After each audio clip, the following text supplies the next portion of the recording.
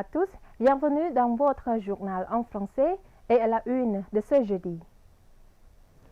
សម្ដេចអគ្គមហាសេនាបតីជូ Hun Sen, Premier ministre du Royaume du Cambodge et président du Parti du peuple cambodgien,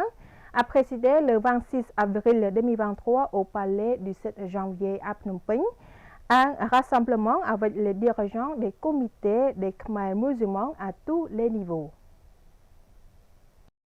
សម្ដេចអគ្គមហាសេនាបតីដៃជោ Hun Sen, président du Parti du peuple cambodgien et Premier ministre du Royaume du Cambodge, a rencontré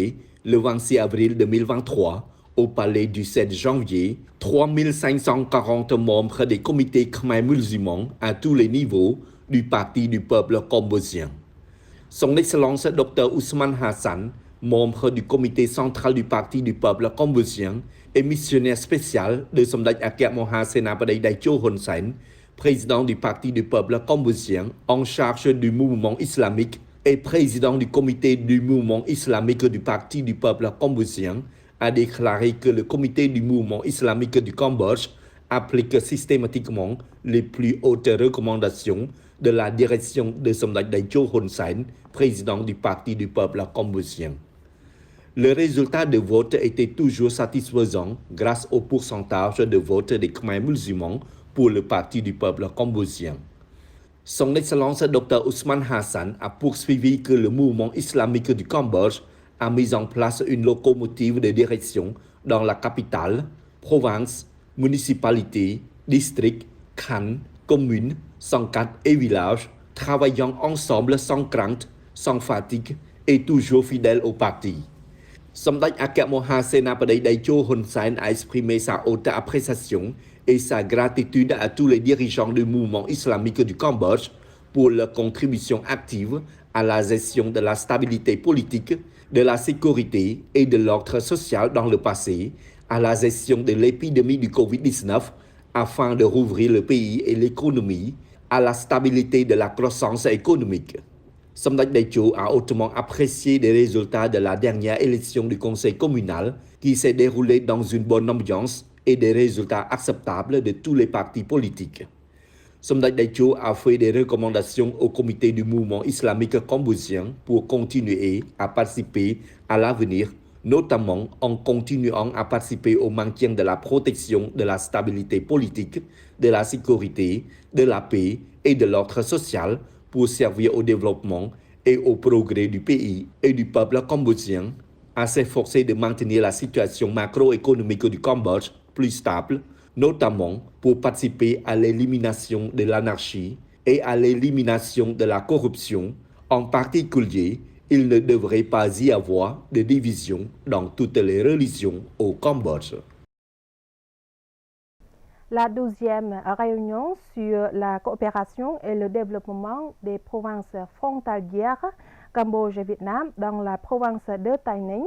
s'est tenue dans la matinée du 25 avril 2023 sous la haute présidence de Samdech Khalkhom Sokhein, vice-premier ministre et ministre de l'Intérieur du Cambodge, et son Excellence Chin Liu Quang, vice-premier ministre de la République socialiste du Vietnam.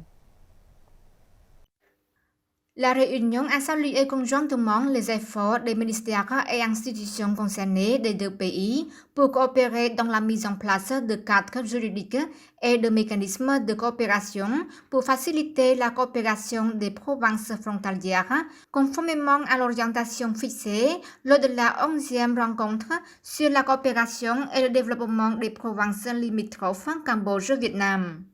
Les deux parties ont convenu de continuer à soutenir les provinces frontalières pour accroître la coopération et résoudre les problèmes en temps opportun.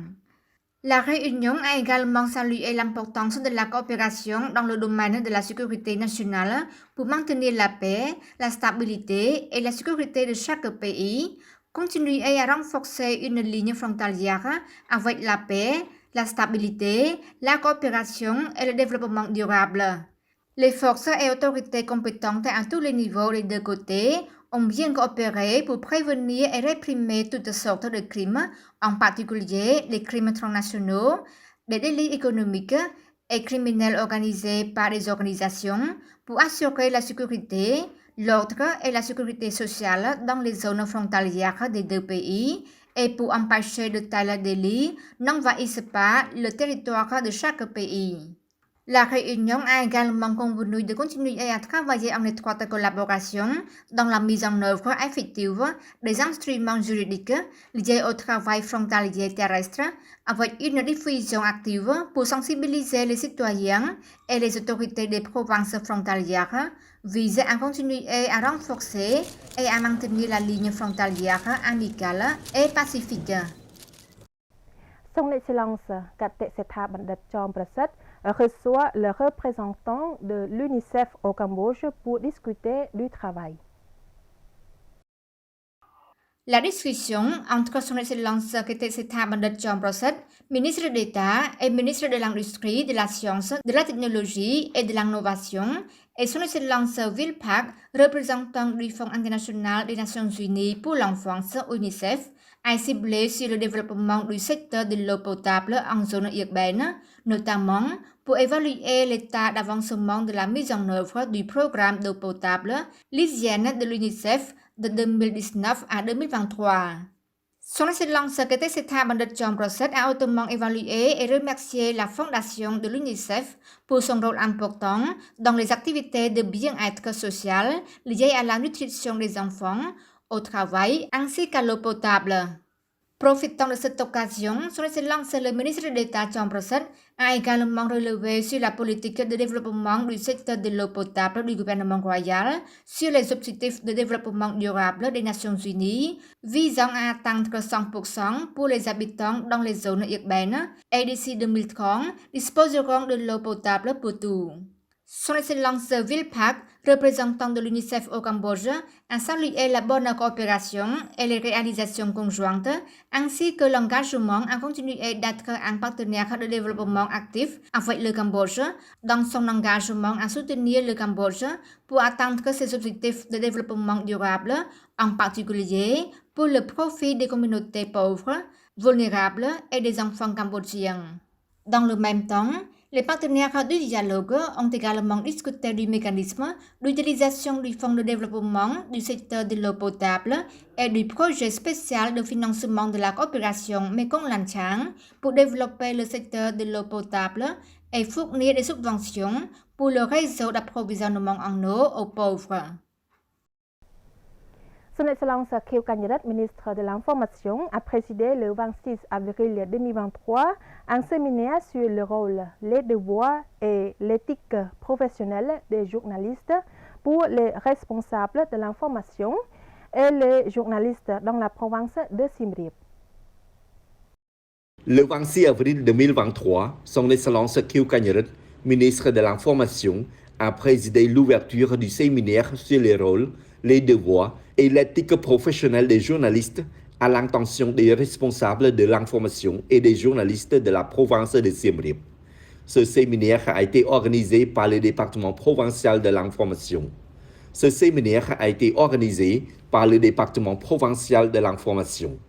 L'objectif de ce séminaire est de sensibiliser et de développer la capacité des journalistes et des acteurs à mieux maintenir la sécurité et l'ordre social.